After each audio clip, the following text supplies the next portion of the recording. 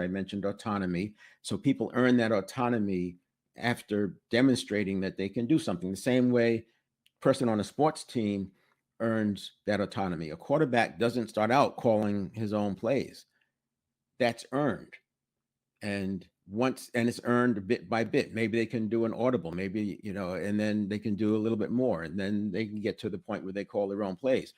But that's earned. And you can do the same thing in the business space. My take is that there's so much orientation that comes out of human resources, and it feels like, well, that's all of the onboarding that we need. But what we need is a second onboarding that deals with the team and the performance. That to me is important. I'm not saying the regulatory information is not, but we spend a lot of time, and there's continuing education requirements. We've got to go back through these trainings every other year, and that's all done. But what about the leadership training? What about getting people into what kind of leading that we're going to do? So the next one is competence. People want to be competent, and with competence comes confidence, and competence also goes with that developmental track.